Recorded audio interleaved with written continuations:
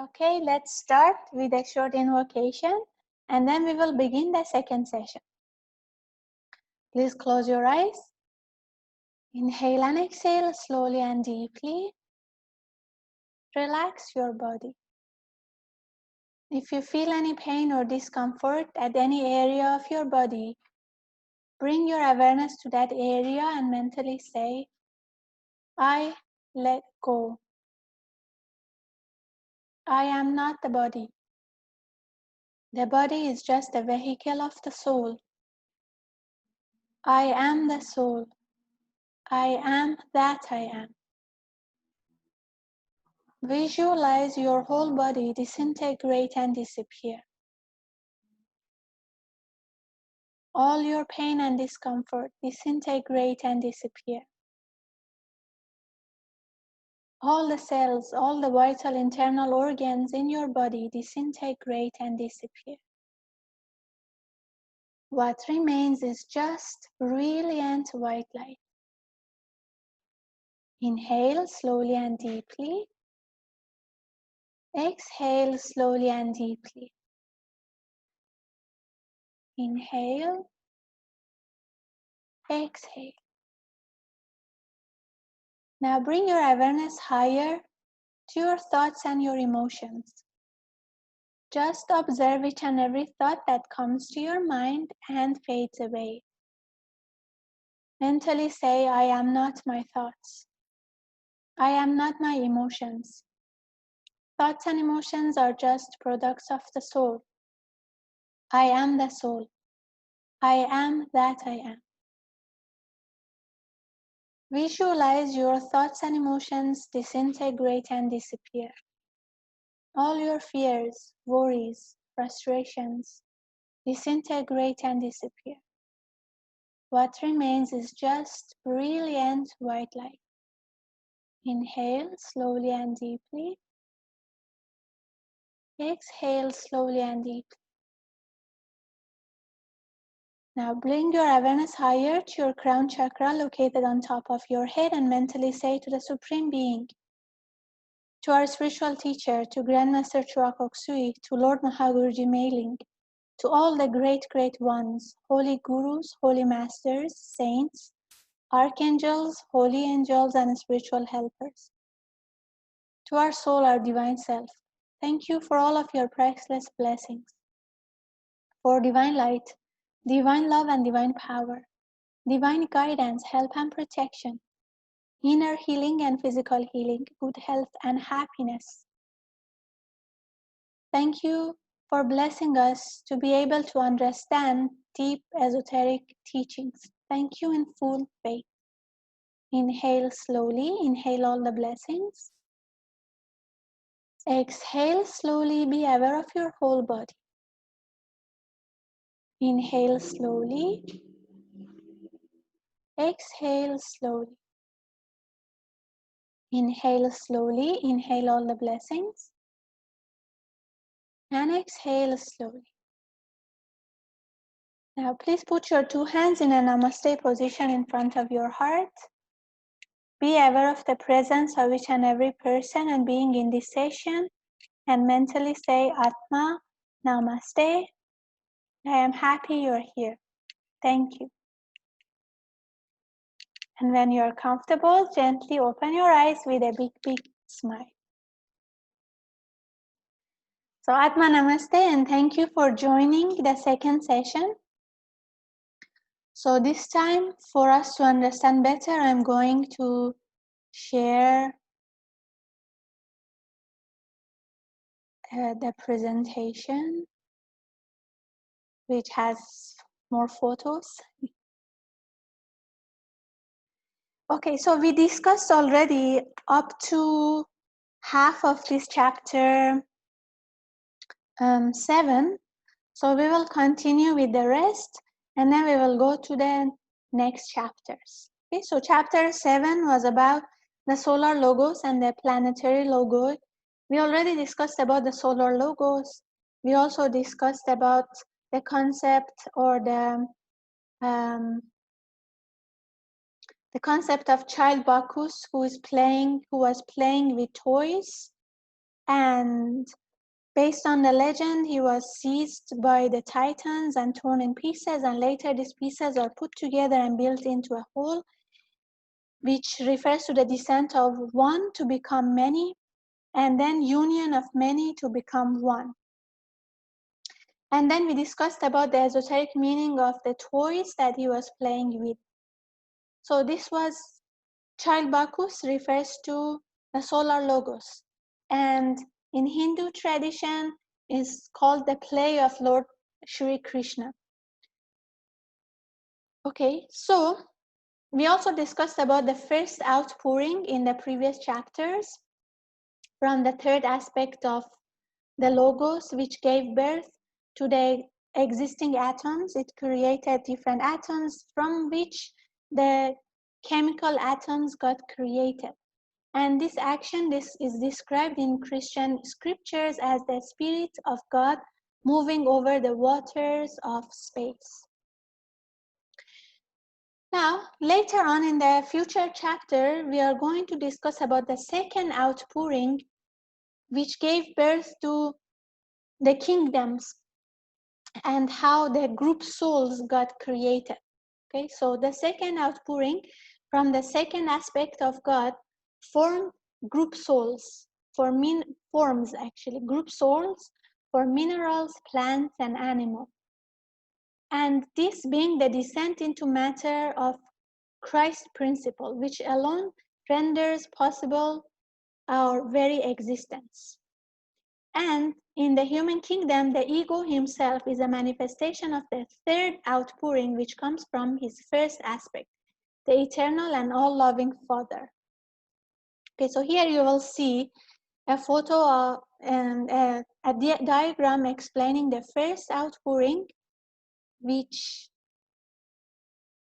gave birth to different atoms, and then second outpouring, which we're going to discuss about it in the next chapter, which gives birth to the kingdoms and group souls, and then third outpouring from the first aspect of the logos, which leads to the creation of individualized souls in the human kingdom.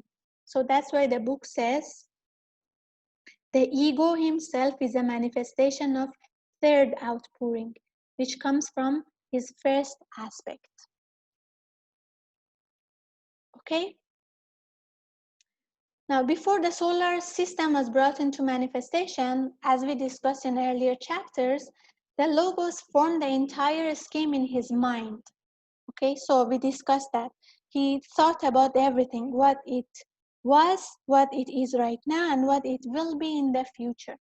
Okay, so everything was already thought. As we discussed again in earlier chapters, when an architect is going to build a certain building, the first thing after choosing the site, which we also discussed in previous chapters, like how solar logos first chose a space, which probably was the size of his aura, like we don't say, we just say his, but it's not male or female, okay, anyway.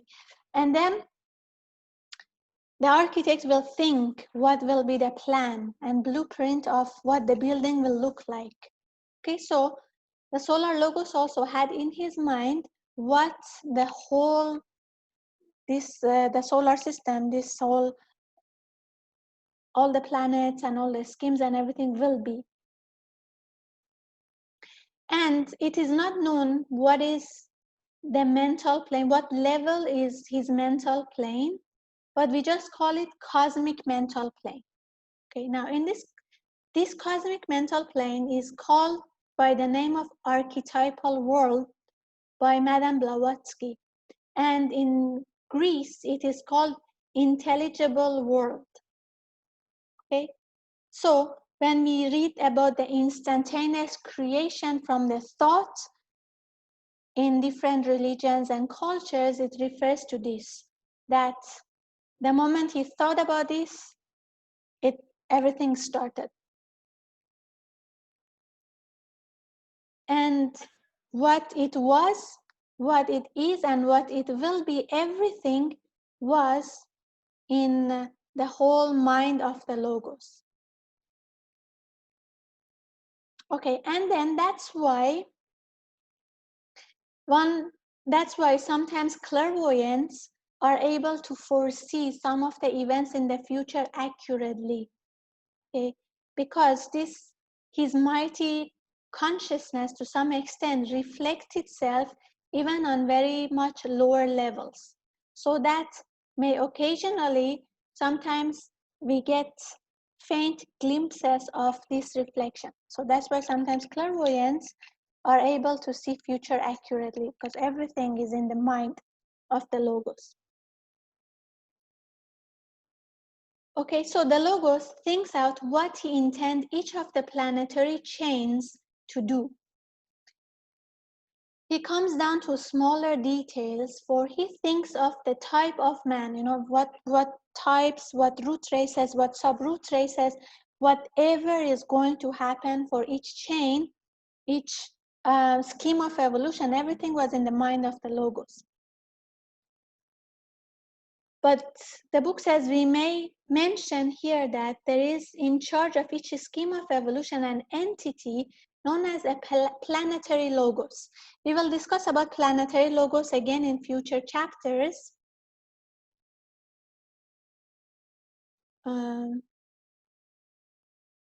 There shouldn't be any waiting room.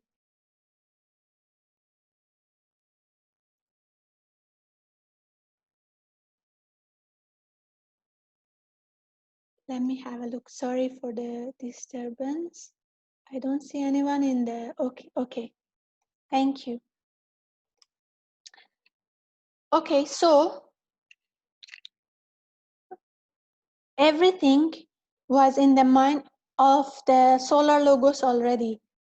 For each scheme of evolution, for each chain, all the details, including all the races, sub-races, everything was already thought of. But beside this, every scheme of evolution also has another entity in charge.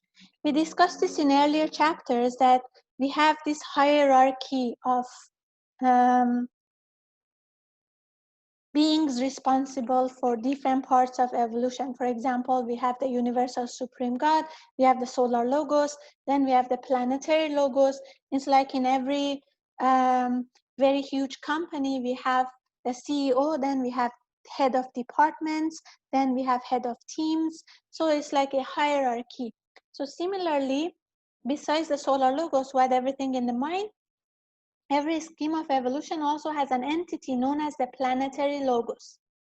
And a more accurate name for it is planetary chain logos, because this planetary chain logos is in charge of the 7 chains in every scheme of evolution. Okay? Now, these 7 planetary chain logos are individual entities. And yet at the same time, they are aspects of the solar logos. Okay, I think in the book, Existence of God is Self-Evident, Grandmaster explained the concept of individuality and oneness. He will say at the same time, we have individuality and we have oneness. Like when we connect many computers to create a mega computer, each computer is an individual computer, but the collection of all the computers is a mega computer, something like that. So these entities, these 7 logos are all individual entities, but yet at the same time, they are part of or aspect of the solar logos. Okay, these are like chakras for the universe, for the solar logos. That's why again in the book Existence of God is Self-Evidence, Grandmaster says someone in the meditation, the consciousness raised up, and then he saw each planet like a lotus flower. And then he explains in the book how each planet is like a chakra in the whole solar system. Okay, now this chakra has 2 fields, like 2 foci. It's like an ellipse. One is in the center of the physical planet, another one is in the body, like in the being of the sun. Okay, so that's why it looks like a lotus. Not a lotus, but like a flower, petals of a flower. Okay? Now, although these planets look like individual and separate globes from each other, but the reality is they are connected to one another on higher levels. So if a person is trained to conceive things in four-dimensional space, they can see them as connected. Okay, now to understand this, imagine, now what is four dimension? Like to have four dimension views is like you can see an object, the change of an object in time. So it's like at the same time you can see past, current, and future. Okay. So like what transformation happens to this object in time, you can see simultaneously, something like that. So it's like four-dimensional view. Now imagine you are holding a paper in your hand. Okay, like if you can see my video now, if you can see you are holding a paper in your hand. Now the place that your fingers are touching the paper is each physical planet. Okay, so they look like separated from one another, but on another level, they are actually connected with each other on higher levels. So that analogy maybe help you to understand. So imagine this is like a hand and this is a paper. So when the paper touches the fingers, that representation is the physical planets, but they are connected with each other on another level, which is like your hand. Okay, so based on the book, these planets are not in contact with each other or in communication with each other on physical, astral, and mental plane. But on higher planes, on Buddhic plane, there is a condition common to all of them. Okay? Now, there is a condition of the atomic matter of each of the plane, which is cosmic in extent. So the 7 atomic subplanes of our system taken apart from the rest, constituting one cosmic plane, the lowest, sometimes called the cosmic prakritic. Okay, now look at this. You will see every plane has 7 subplanes, right? The most refined matter of every plane is called the atomic.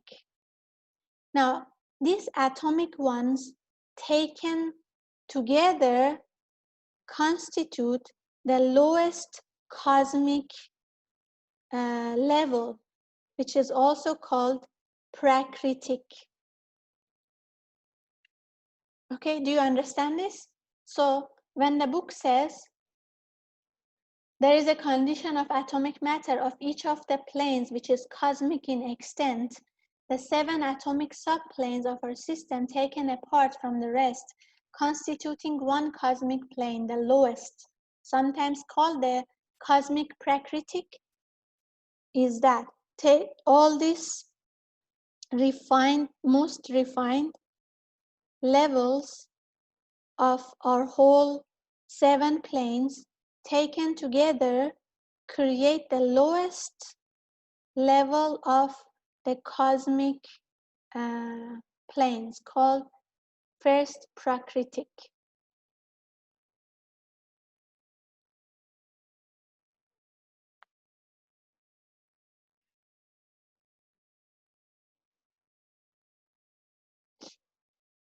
Okay, now we discuss about, so this is what remained from the last discussion where we talked about chapter 7. So now we will talk about the life streams. Now what are these life streams? Now imagine we have already discussed about Imagine life in the universe is like a university. We have already discussed about the buildings of the university, the colleges, the lecture halls, how they're all built and placed. Now, the next step is to study streams of life. It's like coming of the students batch by batch in the university. Okay, so imagine that we have already discussed about the planets, the schemes of evolution, the chains and everything. So it's like all the buildings in the university are already ready. Now the students need to come batch by batch. So this is called the stream of life. Now when we talk about life waves, the term life waves, they represent three things. Number one, they represent the three great outpourings, which we already discussed about here.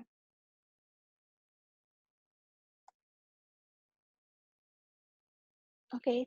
Second, they describe the successive impulsions or streams of life of which the second outpouring is formed. This is what we are going to discuss in this chapter. We call them streams of life. And the third one is to signify the transference of life from one planet of a chain to another planet. So we will discuss about that later again. Now we have 7 main kingdoms of life, evolving side by side through the Earth scheme.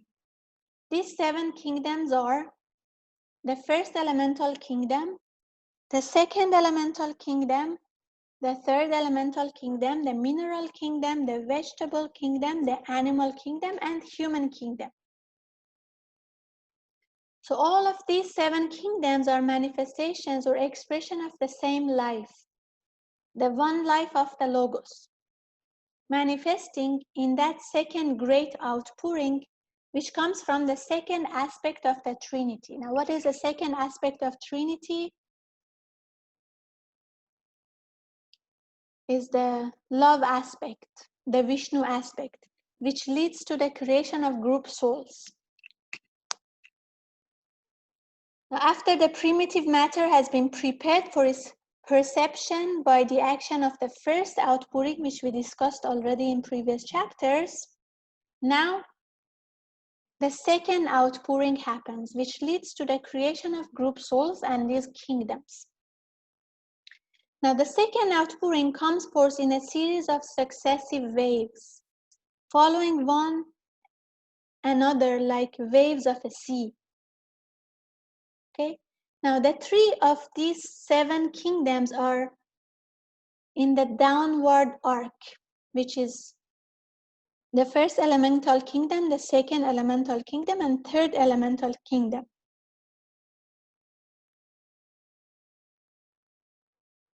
So this is like when the spirit is descending into matter.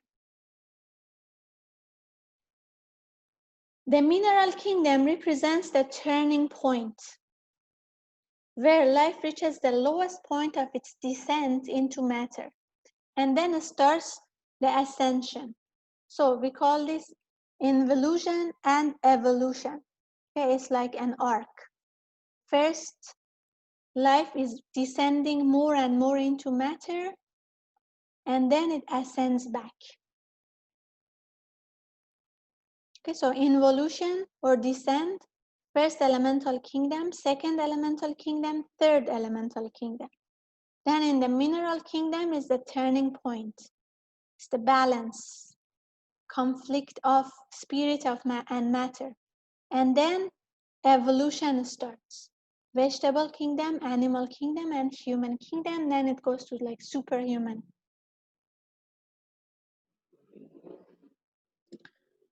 Okay, so as we discussed, there are 7 of these streams composed of the 7 kingdoms. And these are poured into the first chain of our scheme. Okay, you remember we said that we have different schemes, 10 scheme of evolution. And then Earth scheme of evolution have 7 chains. And Earth is the 4th of the chain. Before Earth was the moon chain. Okay, so the general plan is that each stream shall animate a kingdom for a whole chain period, passing on into the next higher kingdom in the next chain. So the idea is each kingdom consists of one whole chain. And then in the next chain, we move the ladder up kingdom by kingdom.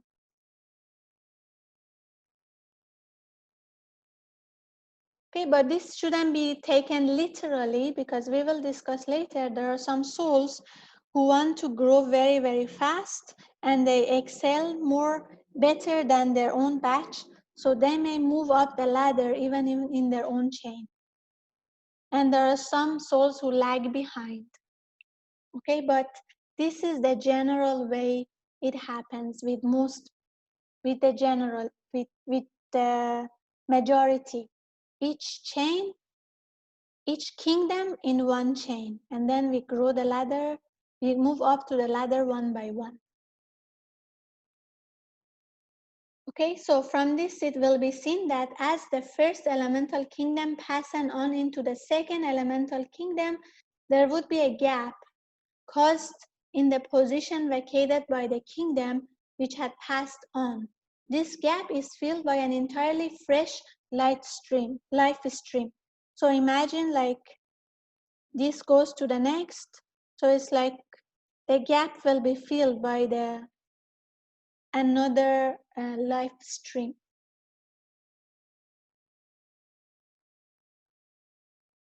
So you can see from this diagram that the life which is now being expressed in our present humanity came up through the animal kingdom in the third chain, which is the moon chain, through the vegetable kingdom in the second chain, and through the mineral kingdom in the first chain.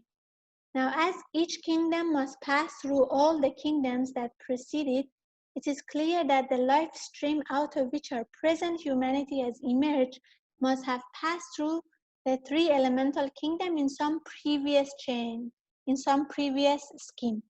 Okay, so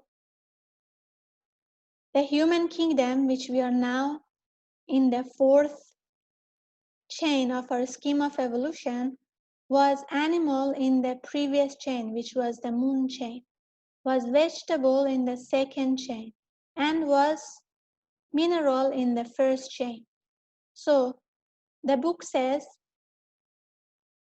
third elemental, second elemental, first elemental should have been like the humanity who is now in the fourth chain, should have been already progressing in some previous chain, in some previous scheme of evolution. Okay, because we were already mineral, or the majority was already mineral in the first chain of our scheme of evolution. Okay, any questions so far? Again, I cannot see the chat. Okay, it's good. What are elemental kingdoms? Okay, you know, the process of evolution and evolution, first from that, how to explain? First, the spirit, the life, needs to descend into matter.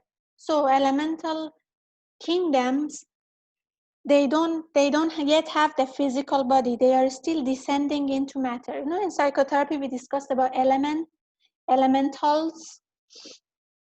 So these are the beings with lower consciousness. They don't have intelligence. They are trying to descend more and more into matter.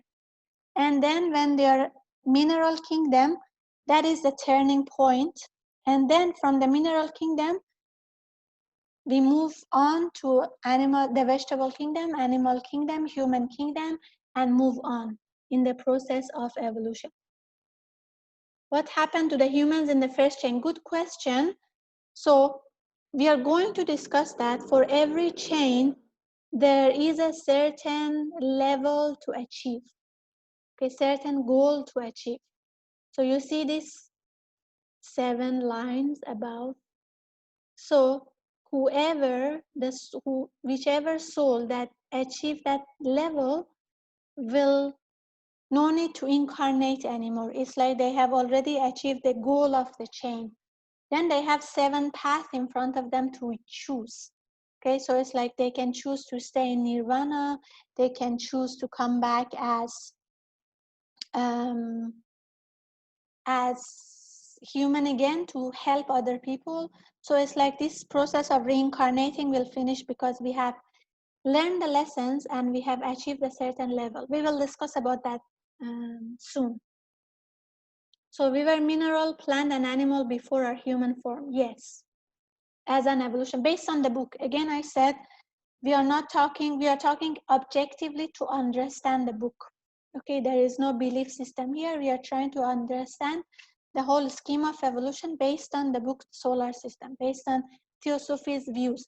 Now, you may agree, you may disagree.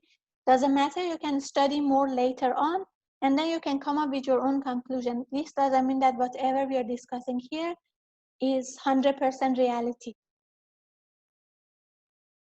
Okay, and if we don't evolve properly, we go back to animal kingdom? No. Once one kingdom is passed, we don't go back to animal kingdom anymore. If you read the book The Astral Body, I think by Arthur Powell, there he will explain that sometimes there is this belief that if a person lives a very, very bad life, very savage life, they may become animal in the next incarnation. This is wrong. Once we have already moved past from a certain kingdom to the next kingdom, we will not go backward. But why certain religions or cultures believe that? Because this is not in this book. Yeah, I'm discussing from, and this is in the Astral Body, the book Astral Body by Arthur Powell. So there he explained that sometimes when the person had lot of desires, lot of lower desires, when the body dies, they still have the desires, but they don't have any body anymore to satisfy the desire. And it's very hard for one soul to use another soul's body, okay? Because the incarnated soul has control over the body. So means if a person's spirit has passed away, rare chances that that spirit can use another person's body unless we allow. That's why sometimes you see some people who communicate with the spirits, they allow their body to be used by them so they can write things or talk in different voices. But if you don't allow, very, very rare, because the incarnated soul has control over the body. So what do you do if you are this spirit, this soul who have a lot of desires to satisfy but don't have a body to satisfy the desire and cannot use other human's body to satisfy the desire? So what will be the solution for this soul? What do you think?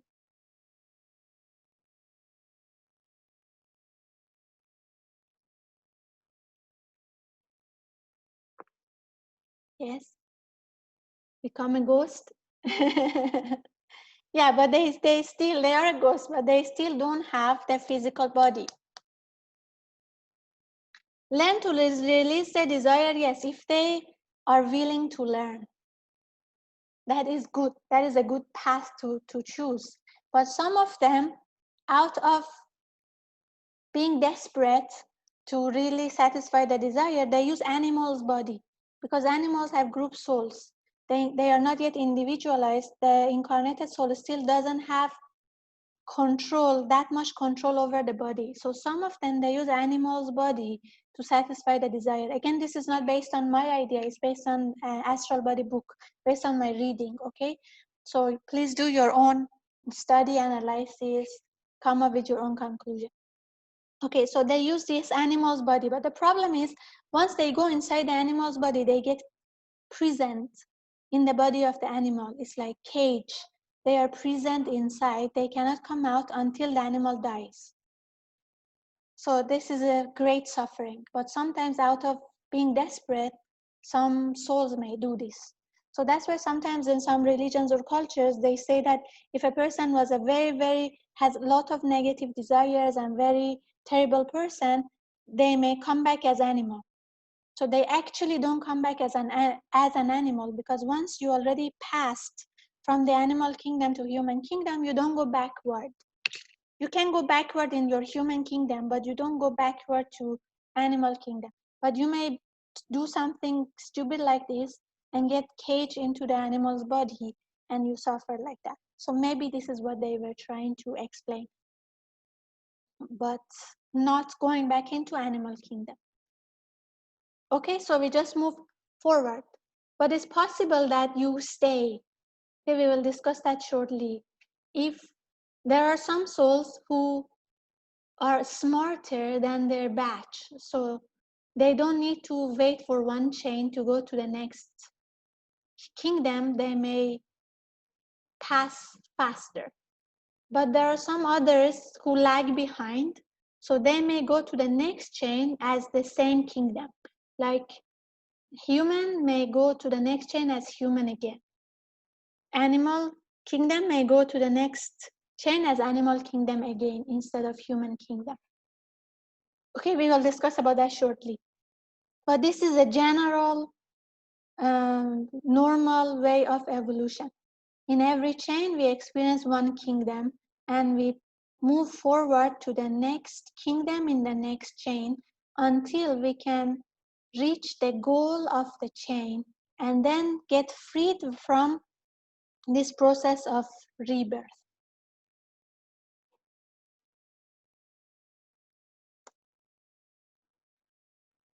Okay, that's what you see here. So every chain has certain goals to accomplish for the humanity. And once you pass and you achieve that, then you have seven, then you have seven here, seven path in front of you to choose from. So the meaning of seven radiating lines in the diagram at the head of the kingdom, at the head of each king, like the human kingdom, which is the last one, is that human entities pass out of this human kingdom into the superhuman along one of the seven possible paths for future progress, which we will discuss shortly. Okay, so now, what are these goals?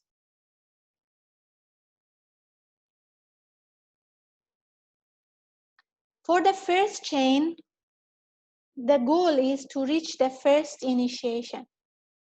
For the second chain, the third initiation.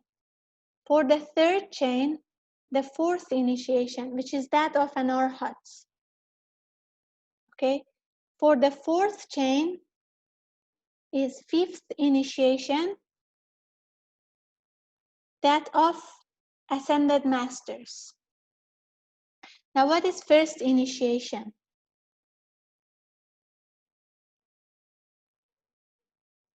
The first initiation means someone who has complete control over the physical body. Okay, for the second chain, third initiation. Second initiation is a complete control over the emotional body. Third initiation is when you have complete control over the mental body. Fourth initiation is arhat, which was the goal of the third chain. For the goal of our chain, fourth chain is fifth initiation. Now let's go back to Grandmaster's great vision. Can you recall that? I should have saved it here to show you in wordings. But if you remember that, he says, if we have one pranicular per every family, we have one Arhatic Yoga per 1,000 in a population. In a matter of 150 years, we can have heaven on earth. And then he explains how this leads to the creation of holy masters, right? If I'm not mistaken. So, because the goal of the fourth chain, which is our chain, is more than arhat, is actually ascended masters. So Grandmaster Choa, being part of the divine plan, has created a system that can help in creating ascended masters in achieving the goal of the fourth chain. Okay, now sometimes he doesn't explain in detail like theosophy, although he has given all these materials for us, he has recommended all these materials for us to read. He has made it so simple and he has just given us the techniques and the technology. But then when you read all of these other materials that he has recommended, then you realize the genius and many, like the reason behind certain techniques, certain goals, certain teachings. Okay, now in the book, in the solar system book, it explained like this life is like university. Okay, so as we discussed, there are certain buildings, there are certain structures, certain colleges and everything, and then students come, life comes, like the souls come as students. Okay, now every year has a certain, you learn certain things, okay, certain teachings. Now imagine there are certain students who after 1 year of tuition, they don't want to continue anymore. They just go out to the world as workers. Okay, so after 1 year of education and tuition, they leave the school and they join the professional world as workers. Now at the end of the second year of tuition, another group of students pass out. Of course, they will be better than the previous one. They have more qualifications. So they will do some more responsibilities in the professional world. Similarly, after 3 years at the university, a third group of students passes out, again at a higher level, having qualified themselves for posts of still greater responsibility, until the 7th batch of students pass out, having attained a very high level and having learned perhaps particularly practically all that the university can teach them. Then the university is closed for a long vacation, or perhaps, accurate to say, it get broken up. The buildings demolish, all the teaching staff disappear. Such students who have not passed out of the university will resume their education in some future university with fresh staff or instructors and an entirely new set of buildings. Returning from this analogy to our own 7 chains of our system, of our scheme. So you see the goals here we discussed. So there are some students who will reach the goal of the first chain, and then they will go to the professional world per se, okay, or they get responsibilities. And then there are second batch who will pass out after the second chain, then third chain, fourth chain, like that. Okay, and there are some students who will not reach the expected result, so they will continue again. As the book says, like in another university with different sets of teachers and everything. So it means the evolution continues. Even if there are certain souls who do not finish the goal of the chain, they still continue to learn.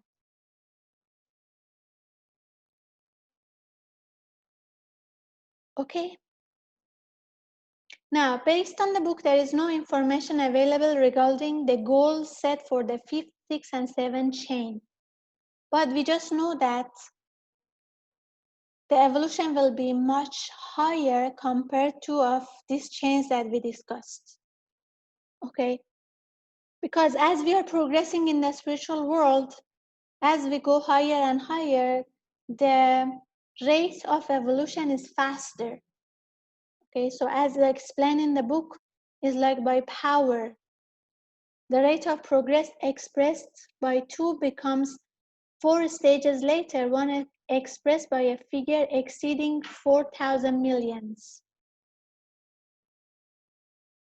Okay, so it's like 2, 4, 2, 5, 6, 65,536. It's like by power. So if we follow this analogy, the what you call evolution that we have reached in the fourth chain is like half, almost half of what will be achieved in the seventh chain. So that's why it says the seventh chain of evolution, after we finish it, it can create beings equivalent to the planetary logos. So imagine the difference in evolution from first initiation to third to fourth to fifth. And as we continue, the beings created are in much higher degree of evolution, equivalent to planetary logos, which is, I think it's in initiation level 10, if I'm not mistaken, planetary logos. Okay, so it's not clear yet, but it's believed that the evolution will be much higher. Now in this diagram, you will see that, so the stream of life comes, and then after the first chain, there are some beings who have achieved the goal, and then they pass the first initiation, then they will, they no longer need to incarnate anymore. Then in the second chain, if souls reach the third initiation, they no longer need to incarnate anymore. In the third chain, which was the moon chain, the goal was arhatship. In the fourth chain, which is our chain, the goal is whole ascended mastership or adeptship, higher than arhat, holy mastership. Okay, and as we go to the next chains, the goal is set is higher, higher, and higher. So a being who will reach the goal in the seventh chain is much higher in evolution compared to the previous, to these four previous ones.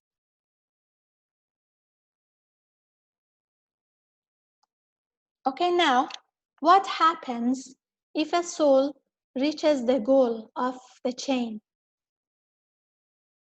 Now, if they don't reach the goal of the chain, they have to continue in the next chains, okay, until they can reach the goal. But what if they reach the goal? Then based on the book, they have 7 paths in front of them that they can choose. So number 1 is they may enter nirvana to become perhaps in some future world an avatara or divine incarnation. This is sometimes called taking the Dharmakaya vesture. Dharmakaya means the space of emptiness. The Dharmakaya keeping nothing below the monad.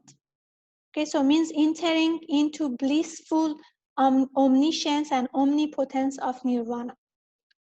Second is he may enter on the spiritual period,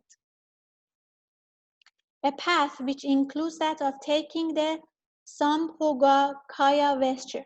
Now what does it mean?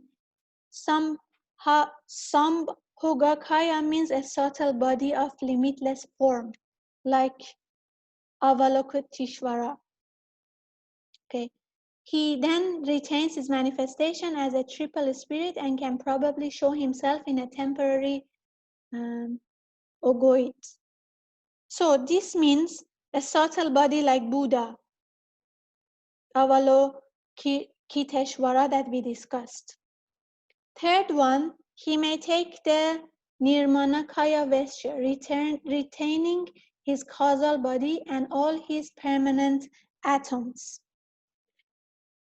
This is also known as becoming part of treasure house of spiritual forces for the work of agents. 4, he may remain a member of the occult hierarchy to guard the world, masters to become like masters of ancient wisdom, to remain with humanity. he may pass to the next chain to help building its forms. Now we will discuss about this later because their life from one chain will go to another chain. Okay, so this needs preparation. So some of the souls may decide to go to the next chain to help building its forms to prepare it for the transference of life from one chain to the next chain. 6, he may join the Deva evolution. So from the human evolution or human kingdom, they may go to angelic kingdom. They may become Devas. And 7, he may join the staff of the Logos. Now, staff of the Logos are not in charge of any chain. They are actually ready for service of the Logos. So this is the greatest sacrifice. They don't have the physical body, but sometimes if it's needed for them to have a physical body and to appear physically in any place, using Kriya Shakti, which some of you have joined a master's workshop. Kriya Shakti means using the power of thought to manifest things. So using Kriya Shakti, they make body for themselves, and then they appear wherever is needed for service. Okay, so this is based on the book.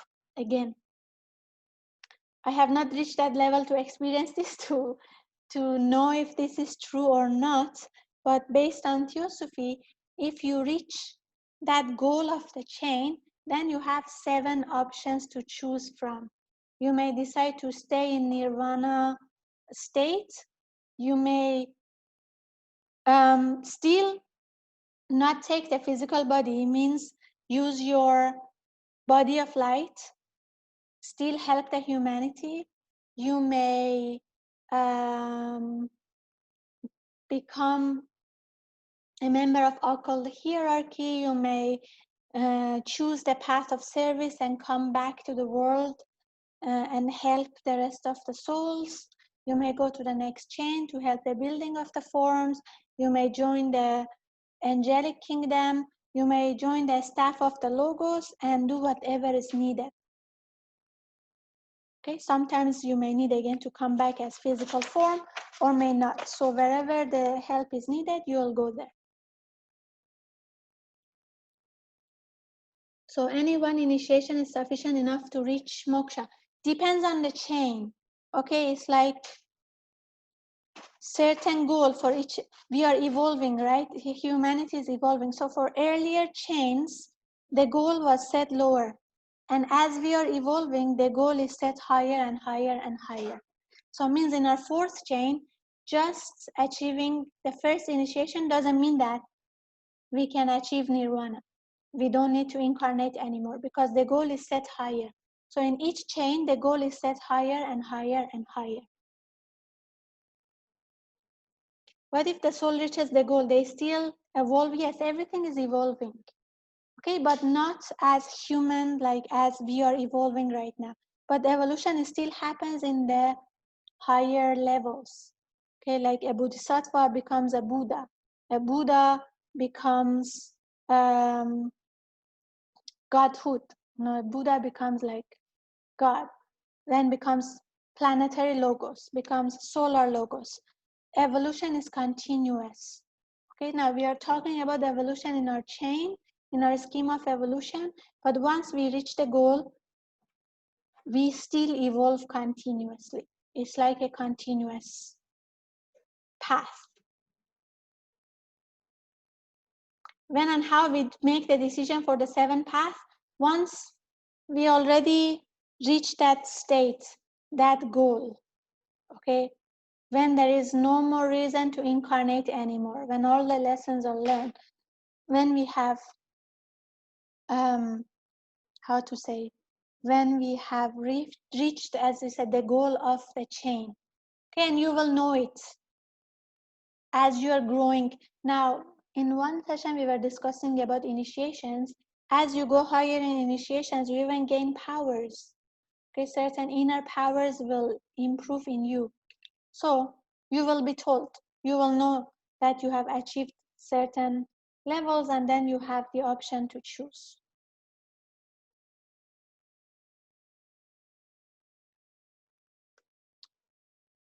Okay, next chapter talks about degrees of attainment. Okay, Now, again, let's imagine the university and the batch of students at the university or at the school. So it is a practically universal experience that in every group of students, there will be a small minority who shoot ahead of the others, either because they have exceptional ability or because they apply themselves more heartedly to their studies. So this class that obtains honors degree.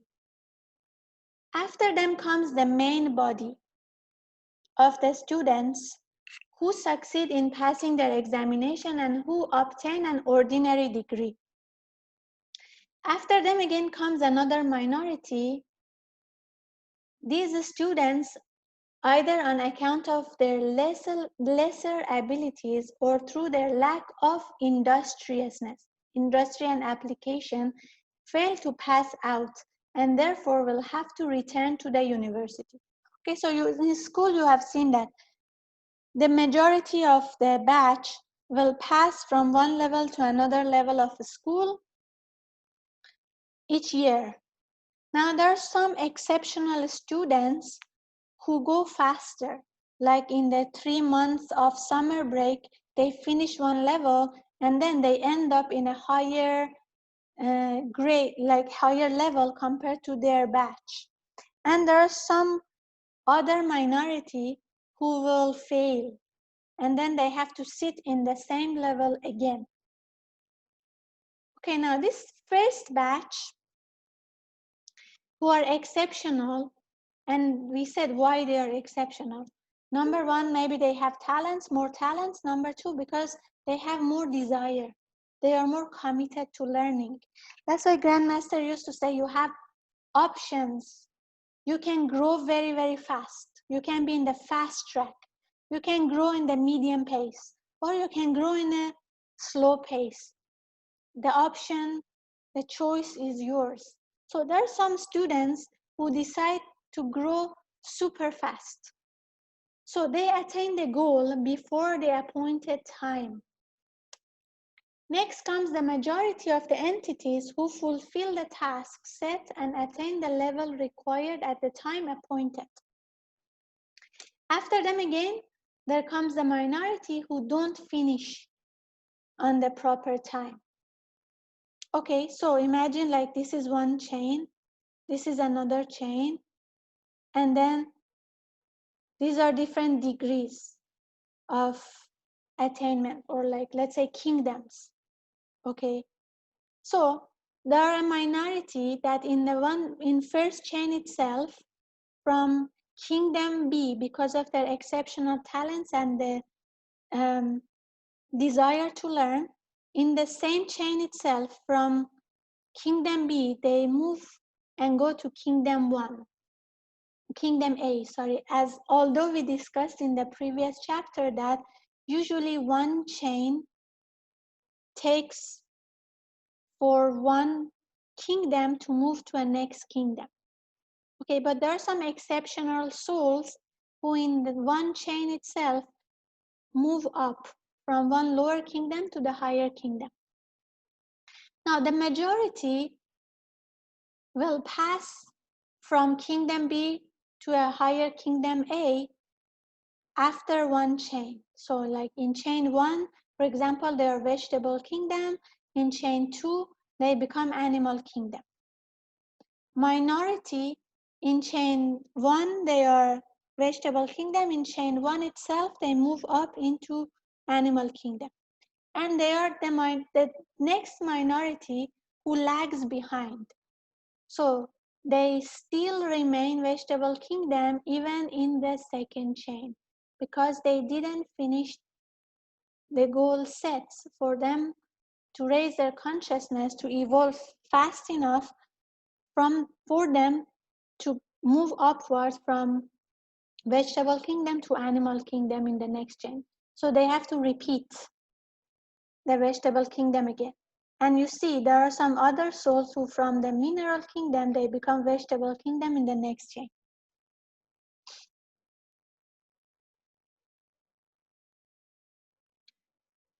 Question, where do angels and spirit guides fall in this? We are talking about human kingdom now. We are not talking about angelic kingdom. They also have their own evolution, but they are evolving in the angelic kingdom, not in the human. We are discussing about human kingdom. So from the third elemental kingdom to second to first to vegetable to mineral to vegetable to animal to human is human kingdom. But then at the same time we have angelic kingdom also, okay, which has from lower grades of or lower consciousness beings to higher consciousness beings of like holy angels, archangels, and higher beings like that. Okay, so that is another kingdom. We are not talking about human kingdom evolution.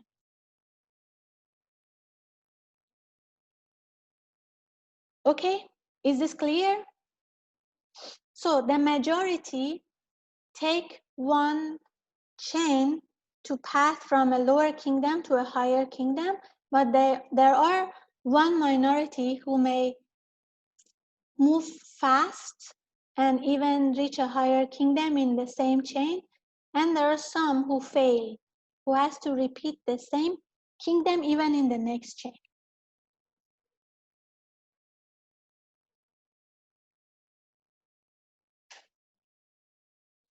Okay, so this diagram shows the same thing.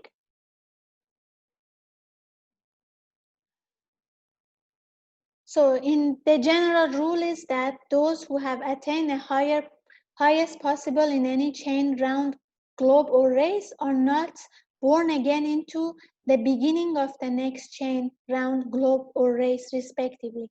The earlier stages are always for the backward entities, the youngest, and only when they have already passed through a good deal of evolution and are beginning to approach the level of those who had done better, do those others descend into incarnation and join them once more.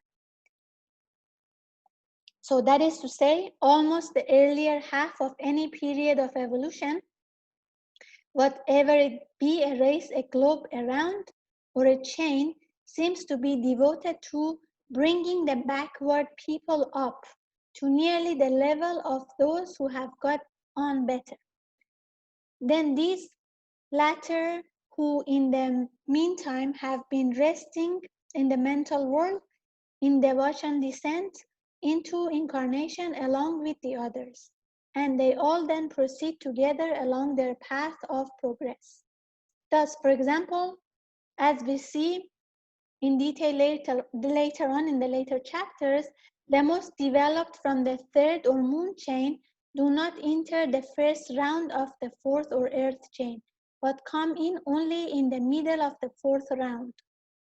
Also, the egos who incarnate in the first root race of a planet are those who have not progressed beyond the middle of the evolution of the preceding planet. Okay, so you see, we move upward in the evolution from chain to chain, and the earlier stages of every chain, every race, every round is for souls who didn't have enough, how to say, the evolution was not fast enough.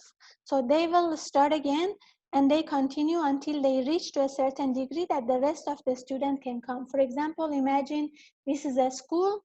So at certain year, there are certain students who finish that year and then they are waiting for the next year. Before the next year comes, there are certain students who didn't do well. So maybe they have summer classes, something like that, so that they can reach the level of the other students. So then when the other students join, they can continue together. So the book is explaining something like that. Okay, I think this is clear, right? So we evolve kingdom by kingdom in every chain. That is the general way it's done, but there are certain minority who may pass from one kingdom to another kingdom in the same chain, and there are another minority who will not do good, so they have to repeat the same kingdom in the next chain. Okay, now we will talk briefly about races and sub-races, and a more detailed discussion about root races and sub-root races will be in the future chapters. I think will be our last session of the study. Okay, now each of these root races or stages of development is divided into 7 sub-races or sub-root races. And again, each of sub-root race is further divided into 7 smaller units, variously known as branch races or nations. Now, the 7 root races that we are going to discuss in the future are the etheric race, the first root race, which is the etheric race. Now, they're called the etheric race because they didn't have physical body. They didn't have this physicalized body that we have. They didn't have any body actually denser than etheric. That's why they're called the etheric race. So no definite sub-race can be spoken of, and they are no longer on Earth. They're already disappeared. Second root race is called Hyperborean race. They had physical bodies and they occupied a continent called Plaksha. Okay, it is believed that it was in the north. In Greek, there is a legend talking about a race of giants beyond the north wind. Okay, Boreas was god of north wind, so that's why they are called the Hyperboreans. It also has now disappeared from Earth. Third one, the Lemurian race, the third root race, occupied the continent of Lemuria, as it is called in ancient story. Roughly speaking, this was a large Pacific continent in the South Sea. The race is the Negroid, and some of its descendants still exist, though by this time much mixed with offshoots of later races, based on the book. Okay, so lived in Lemuria, a vast part of Indian Ocean, including Australia. We will discuss about this later in future chapters. Fourth root race is the Atlantean race, inhabited the continent of Atlantis, most of which has now disappeared beneath the Atlantic Ocean. Most of the present inhabitants of Earth today belong to this race. Fifth root race is Aryan root race and includes at present the most advanced members of the Earth inhabitants. Okay. Present land surface of Europe, Asia, Africa, America, and Australia. The sixth root race has not yet come into being, though it will shortly appear. It is destined to occupy a new continent which has already begun to rise, fragment by fragment, in the Pacific. And lastly, we will have the seventh root race. This race will follow the sixth and will be the last to appear on Earth in this cycle or round. Nothing is as yet known of the continent it will inhabit, though the name Pushkara is sometimes given to it. Okay, now each of these root races have 7 sub-root races. For example, the sub-root races of the fifth root race or the Aryan root race are: number 1, Hindu; number 2, Aryo-Semitic; number 3, Iranian; number 4, Ketel; number 5, Teutonic; and number 6, only just commencing to arise in various parts of the world; and number 7, not yet appeared. Okay, we will discuss about this later. So you see again in this diagram that it shows the root races of the Earth chain. So each round has 7 root races, and each root race has 7 sub-root races.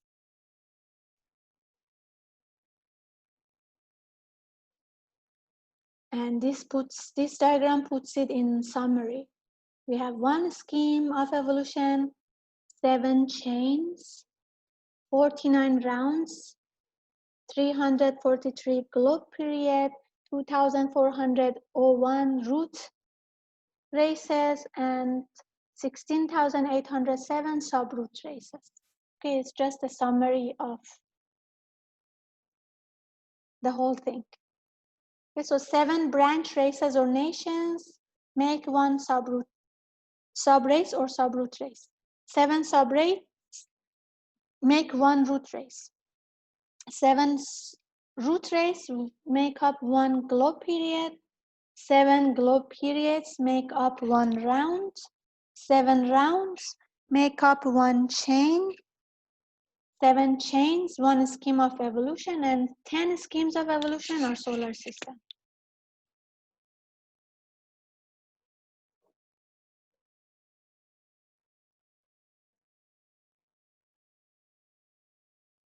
It means we must move together. What? Sorry, I didn't see your question. I am seeing it right now. Means we are all evolving anyway. So the whole planet Earth is evolving, the whole solar system is evolving. So even if we finish the goals of each chain, we will still evolve. We will still continue to evolve.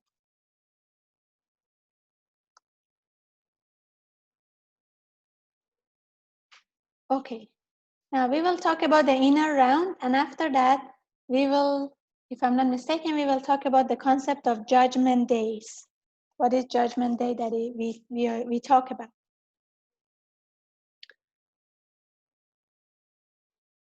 Okay, now we discussed earlier that life stream can also refer to life moving from one chain to another chain.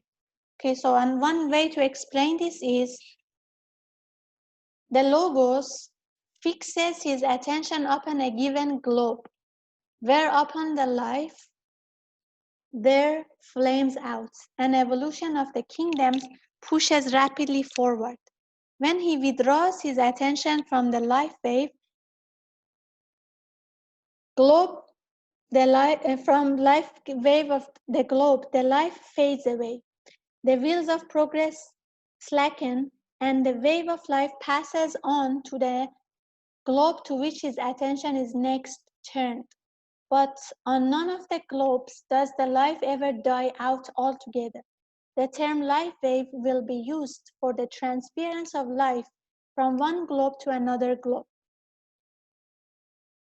Okay, so as you see here, life from one globe will go to the next globe in every chain.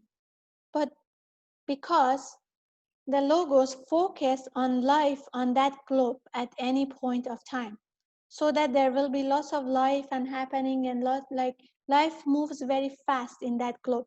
But it doesn't mean on the other globes life ceases completely. Still, life happens in those globes, but to a little degree. Okay, and this has several reasons why we will discuss shortly. So the passing of life wave from one globe to another globe is a gradual process, and there is a considerable overlapping. Taken as example, our own chain at the present time, although the attention of the logos is now fixed specifically on our Earth, which is consequently enjoying a period of maximum activity, there are yet representatives of all the kingdoms of life simultaneously existing upon every one of the 6 other globes of the chain. So you see, although the focus is on Earth, but other globes also have representatives of life. Now, this has 3 purposes. Purpose number 1 is creating forms for the kingdoms of life to occupy during the next and succeeding periods of full activity. Okay, because life moves from one globe to another globe. Okay, so some amount of life remains there. So when it passes again from that same globe, it's easier to continue life. For example, you have your house in one country and then you go to vacation to another country. Now, you may put someone to take care of your house when you are away so that when you come back to your house, then the house is not really like broken and unattended and, you know, very hard to live again. But if you put one person just to remain there and take care of things, so when you come back, it's easier to continue your life in the same house. Something like that. I hope you understand from the example. So that's why, although because life moves from one globe to another globe continuously, so when passes from one globe to another globe, still a small amount of representation of every kingdom will remain in the other globes. So when life passes again from that globe, is easier um, to continue or to reach that full activity again. Okay, so that is reason number one. Reason number two, they serve as evolutionary fields for entities who are lagging behind. So we said there are some kingdoms that the majority will move from one kingdom to another kingdom in every chain. Now there are some souls who lag behind. So they may continue in the same chain, in the same globe until the life stream comes again and then they continue life. And number three, they serve as forcing houses for certain entities who are making unusually rapid progress. We will explain this shortly again in another diagram. So there are some souls who move much faster. So they may pass to the next globe and continue to move fast and reach the same group of entities in the same chain but higher kingdom or higher globe. So that's why life still continues in other globes.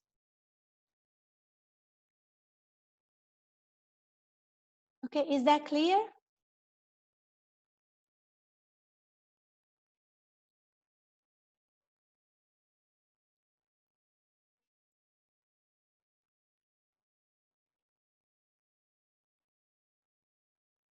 Okay, this is an example explaining what we just discussed.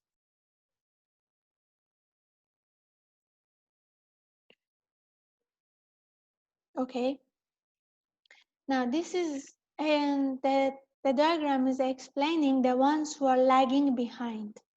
Okay, for example, there are these two kingdoms and life is passing from one globe to another globe, and then there is one kingdom who is lagging, a group of souls who are lagging behind. So they come out of this life stream, they remain in globe F, although the rest of the souls continue their evolution globe to globe until the life stream comes back again to globe F, and those from a higher kingdom,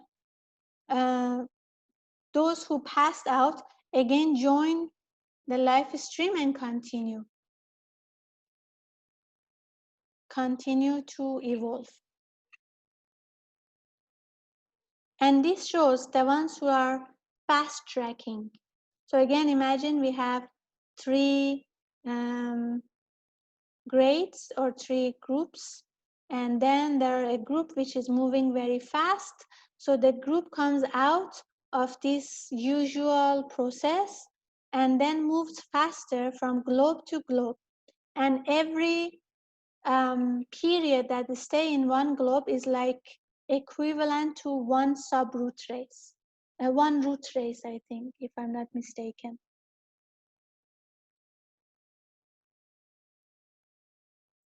okay?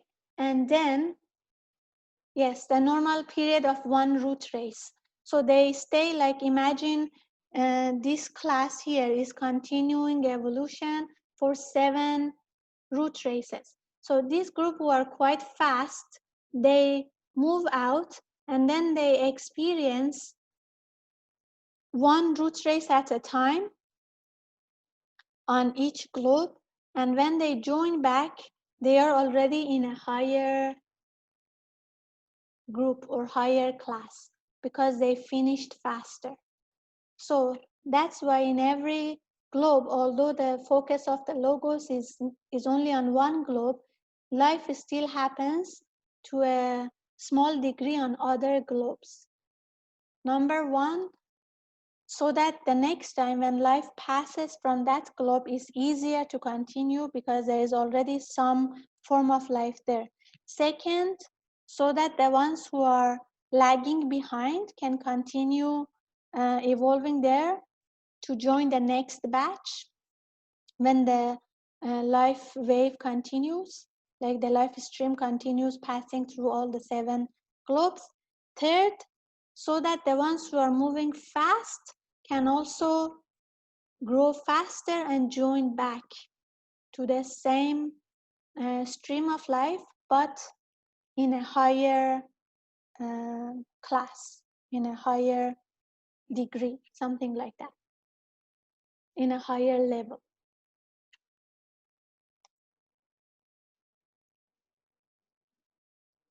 No, forcing house just means to create a certain condition for the ones who wants to grow fast to be able to grow faster.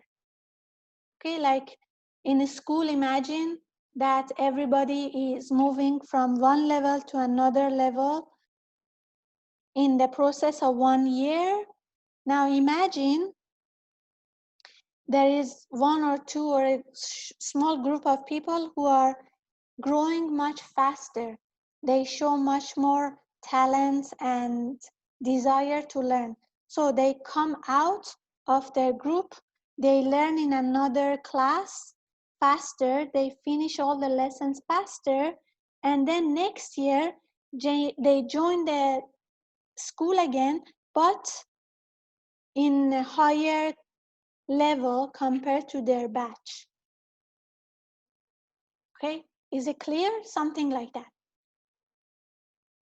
So it means although we are evolving together and there is a certain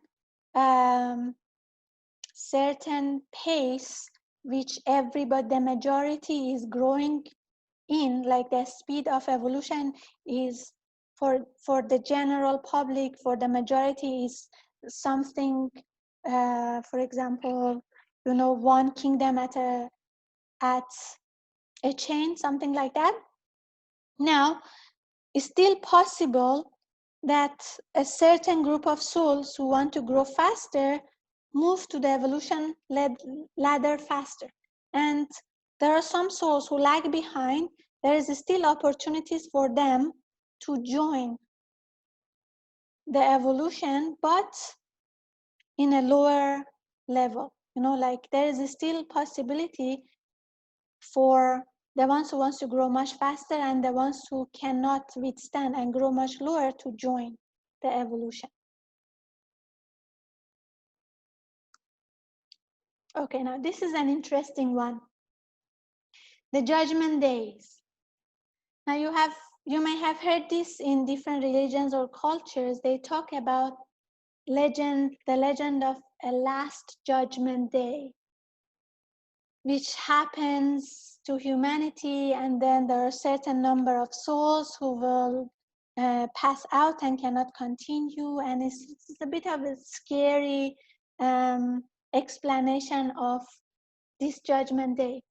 Okay, now to understand this, let's go back again to the analogy of a school. Okay, now imagine there is a class, and then this class has a teacher, and this teacher is preparing all the students for a certain examination. Okay, now about halfway through the year, the teacher reviews the position of every student and decide to admit no more pupils. You know, like half of the class, then the teacher thinks, evaluate and thinks, okay, we cannot get more students to the class. Okay, because the new ones who are coming cannot continue with the pace that we are studying and cannot reach the goal that we have for this class. So halfway through, the teacher may say, we don't accept any more students. A little later in the year, the teacher again reviews the position of all the students and foresees that certain number of students will certainly pass the examination. But there are some other students who may not pass, okay? And there are some other students who the teacher thinks they will definitely fail because they are not to the level of the rest of the students.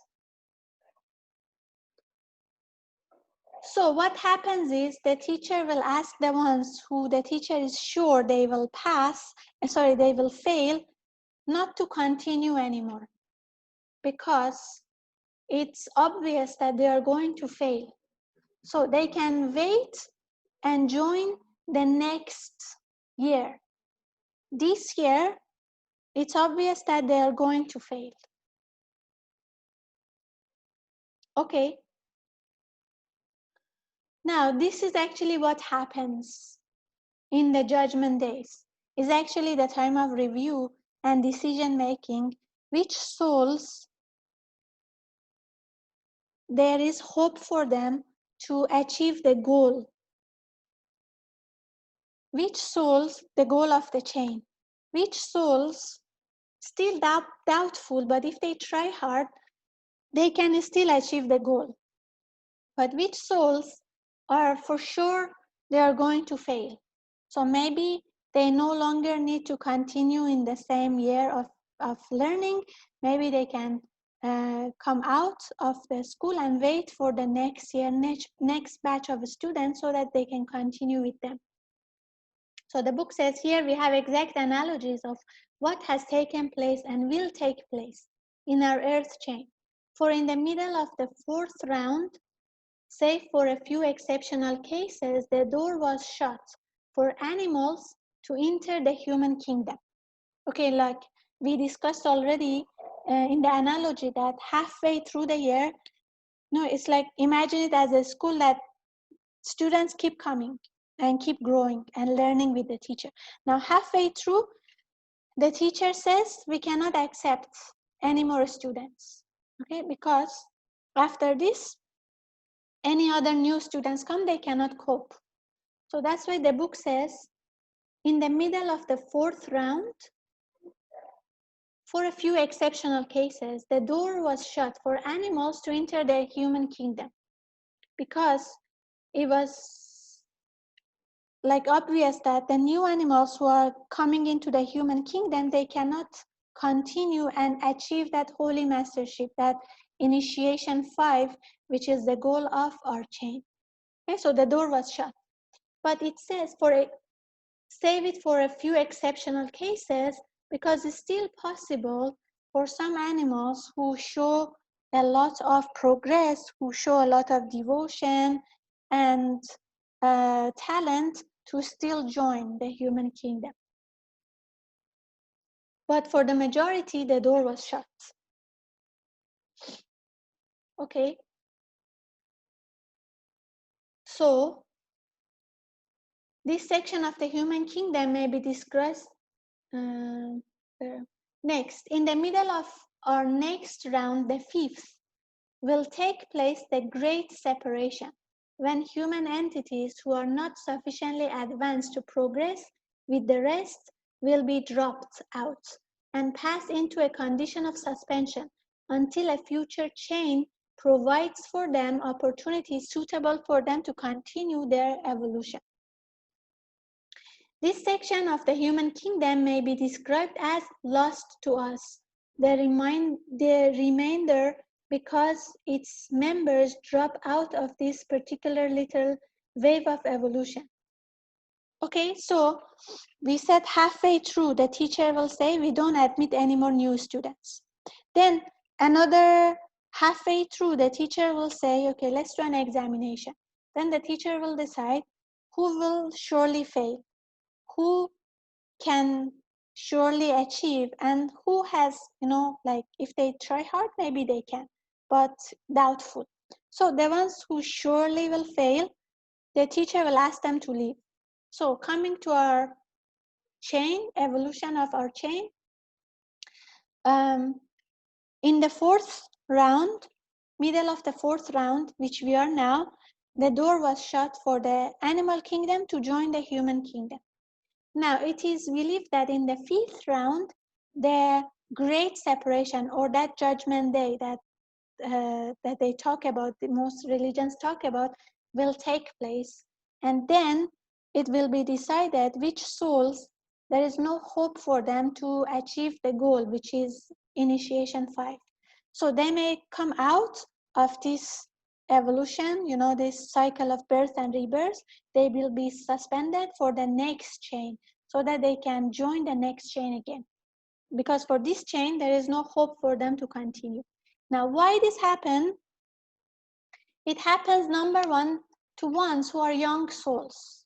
They are new. They are still new in the process of evolution, especially in the human kingdom. We call them young souls. So they are too young to reach to that level. Second one, the ones who are lazy. The ones who are lazy to how to say, to evolve, to grow, to spend time in their spiritual progress.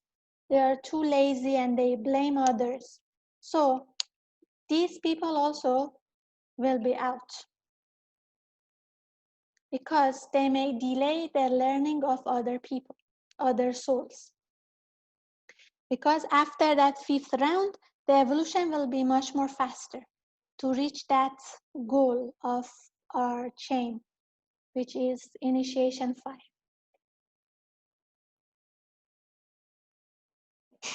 Okay, and there are still some who the teacher will doubt. Maybe they can achieve, maybe cannot. So they may be saved. So this is called as saving. So it was with the object of saving as many people as possible from that additional suffering that the Christ said to his disciples, "Go ye into all the world and preach the gospel to every creature. He that believes and is baptized shall be saved, but he that believes not shall be damned." Okay, now this doesn't mean whoever is Christian will be saved. It's not connected with belief or religion, or it's not even mean whoever believes in theosophy or follows theosophy will be saved. It basically refers on the evolution of every person.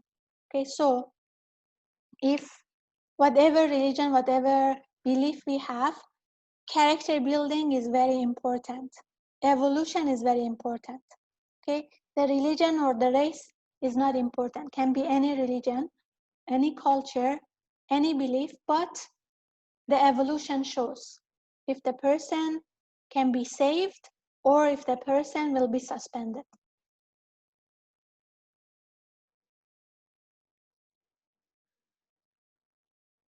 Okay, so it is said that Lemurians and Atlantean souls were more evolved. How true it is. Okay, we are still evolving. It's not said like they are more evolved, but they had powers and the powers were taken away because they misused it. Okay,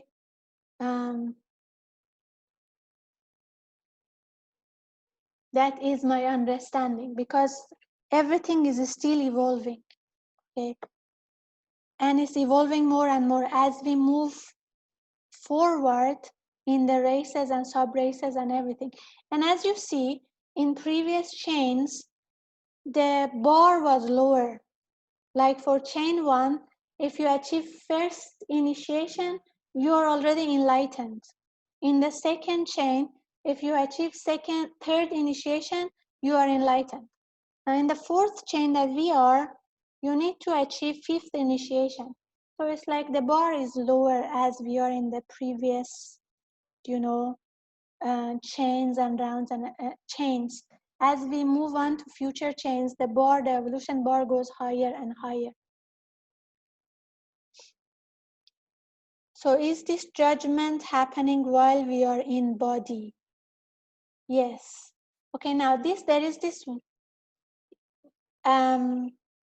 judgment day of first order, which is the most important one, which is happening in the 5th round of the earth chain, but we have mini judgment days also. It's like midterm schools. Okay, we will talk about some of them. Okay, it has happened already. Some of them has happened already and will happen in the future again. So these are like midterm schools, mini examinations, and again, certain souls will pass out and other souls continue.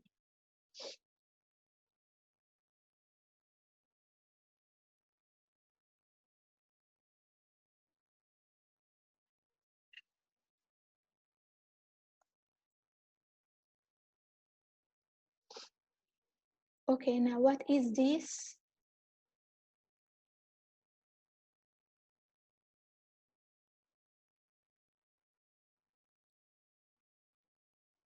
So,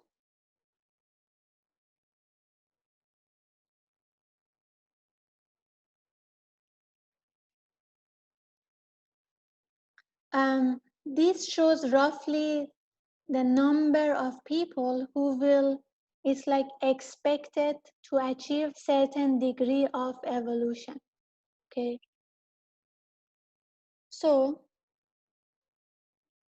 it must not be thought that the whole of the human entities who succeed in passing the critical point in the 5th round will attain the full goal set for this chain, that of the adeptship. On the contrary, it is estimated that only 1/3 of those who continues in the chain will become adepts. Okay, so means after the 5th round, when there is this great separation or the great judgment day, certain group of souls will be suspended. Certain other group will continue, but it doesn't mean that all the ones who continue are going to reach the goal. Okay, based on the book, 1/3 of those who continue in the chain will become adept. Again, these are just estimations, okay? It's not exact, it may change. The other two-thirds will have to enter the next chain. The 5th, though not in its earlier stages, they will probably appear at about its middle point. Okay, so whoever cannot reach this goal will need to join the next chain. And as we discussed earlier, they don't appear in the earlier stages of the chain because they are already in a certain degree of maturity. So they only join in the middle of the chain. Like the ones who were mature from the 3rd chain, which was moon chain, they didn't join the earth chain in the beginning. They only appeared in the middle of the 4th round. Okay, so whilst we are dealing with this point, it will be well to complete this portion of our study and describe what will probably be the actual distribution of human entities at the end of our chain. We then enumerate 6 well-defined classes. So number 1, class 1, those who following the steeper path attain adeptship in rounds before the 5th. So there are a group of souls who grow very fast and they achieve the goal even before the 7th round. Group number 2, those who attain the goal set and become adept in the 7th round. These are who follow the usual path. So there are some other souls who will only achieve adeptship on the 7th round itself. Group number 3, those who attain the Arhat level in the 7th round. They still need to join the next chain, but they are already much more developed than the rest. So they will only join in the later stages of the next chain. Number 4, those who are on the 3 lower levels of the path, who have passed the 1st, 2nd, and 3rd initiation. Number 5, those who failed at the critical point in the 5th round. They are the ones who were suspended. And number 6, the great body of the animal kingdom who will arrive at individualization into human kingdom towards the end of the 7th round and will form the humanity of the 5th round. So the last one is the great body of the animal kingdom who may achieve human kingdom at the 7th round and then become the human kingdom in the next chain.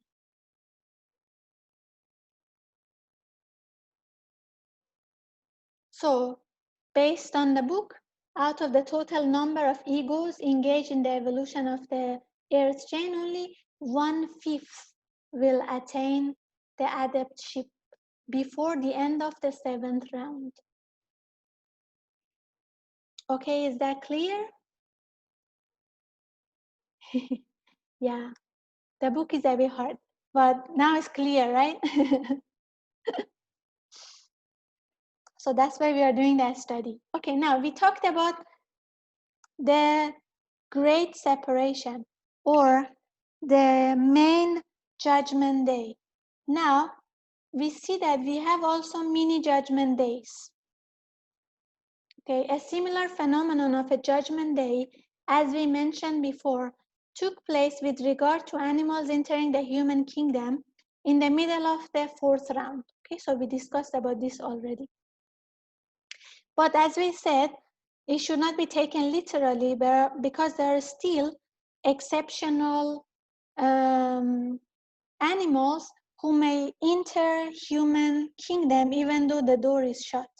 These are the animals who are accompanying humans and they show lots of devotion and it's like astral body and mental body is developing to a higher degree.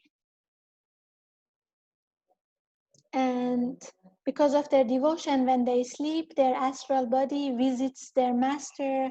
So these animals are exceptional and they can still join the human kingdom, although the door is shut. Okay, now, the Theosophists, in the Theosophists for July, August, and September 1916, so there was one work which was shared about these mini judgment days. Okay, so similarly, as we have this main judgment day happening in the 5th round of our Earth chain, it also happens in the 5th root race, also in the 5th sub-root race. So it means it's like mini exams also happening.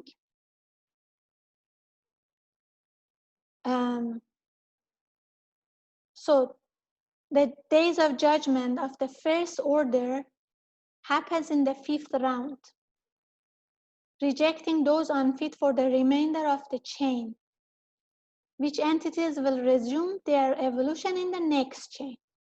Second order of the judgment day happens in the 5th globe period and rejecting those unfit for the remainder of the round. The entities will need to resume the next round. Judgment day of the 3rd order occurs in the middle of the 5th root race, rejecting those unfit for the globe period, and the entities need to join the next globe period.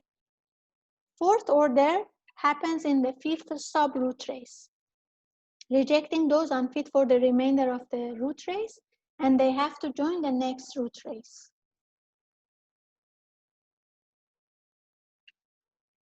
Okay, now based on the studies, the judgment days didn't happen in the 5th round in all the previous chain.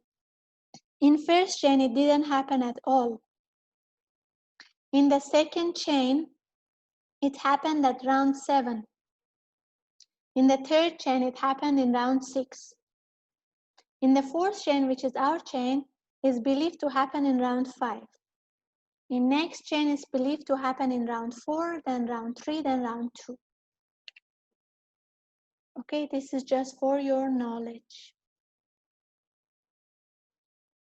Okay, so you have heard of catastrophes happening for Atlanteans or different time in the history, certain huge catastrophes happened and many people passed away, and from that might be referring to these mini judgment days, okay, where certain group of souls will be suspended to join the next root race or next glow period or next round or next chain. Okay, clear? Now, right now we are in the fourth chain, round 4, yes. So it means the door is shut for the animals to already enter the human kingdom, although we have some exceptions. So next round we will have the main judgment day. Okay, but again, you see we have mini judgment days also. So means every 5th subroot race, every 5th root race. We are now in the 5th root race. So every 5th root race, every 5th sub-root race, another mini judgment day happen. But the main one will happen in the 5th round. Okay, clear?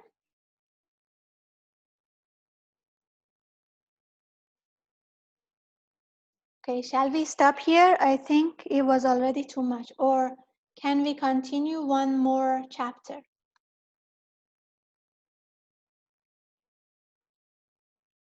And by 5th round, we have a target to reach Arhat.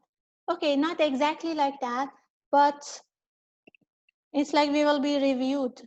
And then the souls who there is no hope for them to achieve initiation level 5, which is holy mastership, they will be suspended. There are some souls who the review says they can easily achieve, or they can achieve the goal, so they stay. There are some other souls which there is doubt about them, so they may be saved still and continue. Okay, and then for all the ones who continue, only 1/3 of them, if I'm not mistaken, we discussed this before this, that they will achieve the goal. Yes, our Hatha Yoga is very important and precious because it's helping us. It's preparing us so that when judgment days happen, we can accelerate our evolution. And that's why Grandmaster already has the vision. The vision is actually developing 3 holy masters, right? So, not 3, but developing holy masters. So, that's why also, like we just read in the book that in Christianity, Christ says, go and spread the teachings and try to save people, bring them into light. So that's why also Grandmaster's last messages. Okay, so one of them was spread the teachings. Practice diligently, continue purifying yourself, spread the teachings. So if we spread the teachings faster, we may be able to save more souls from that great separation when it happens. Okay. What could be the success rate? All of this that we discussed, the numbers, there was numbers discussed here, are all estimations, can still be changed. So if we really full-heartedly follow the path, we already have a great technology in our hand. We have pranic healing and orthotic yoga. Now, if you read the purpose of pranic healing is, yes, to alleviate the suffering of humanity, but on higher level, the purpose is to raise the consciousness of people. Now, what it means is people, the general public are so much into material world. Initially, they don't even believe in the existence of the soul. Okay, so they may not believe in the evolution, the spiritual evolution, because they may be so much into the material. So when you bring them into pranic healing, the first thing is they realize we are not only this physical body, there is an energy body around. So this will help them to realize we are not only the physical body, there is also an energy body. And then they go to higher levels, they go to psychotherapy, they realize, oh, we have emotional body, we have mental body, we have thoughts, we have emotions. I am not my thoughts, I am not my emotions. They go to achieving oneness, they realize the concept of the soul. Then they go to Arhatic Yoga, they learn techniques, we learn techniques, how to purify ourselves. We learn meditations. Okay, now read about the 6 root race. Maybe in future book studies we can talk about the 6 root races, and you see the 6 root races have different meditations to do, and then they do certain meditation, if I'm not mistaken, if I can recall, which is the synthesis of all yogas. Now if you think about it, what is the yoga of synthesis? What is the synthesis of all yogas? Or Hatha yoga. So it's like, without talking about this, Grandmaster is preparing us to go to higher root races, to evolve faster, for our consciousness to evolve, and to be prepared first to attain arhatship, and then continue to become initiation level 5. And then if you look at initiations, what is initiation level 1? Gaining full control over the physical body. Basic pranic healing and advanced pranic healing gives you ability to gain full control over the physical body, because you can control the pain of your body. Your body will not control you. Whenever you have pain or discomfort, you can remove it, and then you gives you control over your etheric body, your physical body.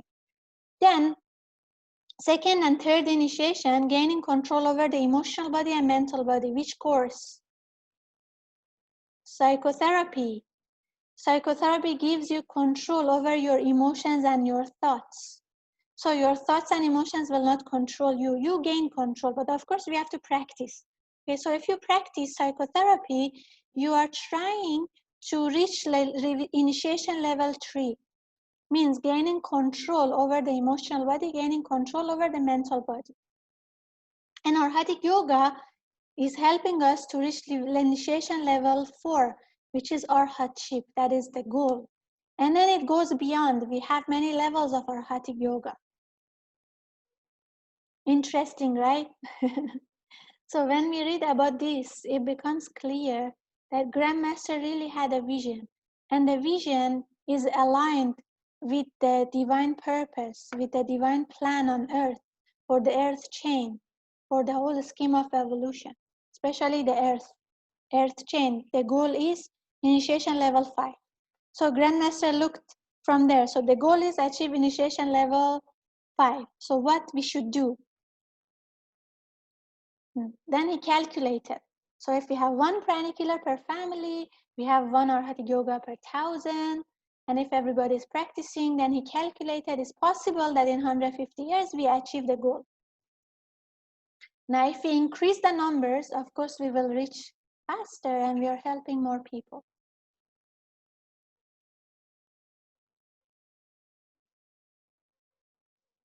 Yes, GMCK has really worked hard. And that's why I heard towards the end of his physical life, he would sleep very little. He wrote lots of books, although his physical body was, you know, when you travel, because I used to travel before this lockdown a lot, and when you travel, the body gets weak actually because of lots of travel, that the hours of working and everything. Now imagine just to spread the teaching faster, to help the humanity, to help evolve, like the humanity to achieve the goal, and to be saved from that separation. He really worked hard. He really sacrificed for us. Now, the least we can do is practice. And I heard when people were so grateful and talking to him and asking, Master, we are so grateful. What can we do to pay back? He would say, bring me souls, bring me students. That is still sacrifice, still like thinking about us. Because the more people we can bring to the teachings, the more people we can save. And for the evolution to slow down is really is sad, is a tragedy. For the souls to be suspended is a tragedy. So the more we study, the more we practice, the more we spread the teachings, we can help to save more souls.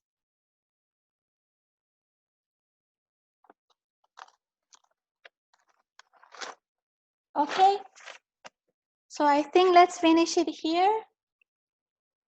It's already almost 9. Thank you so much for joining the session.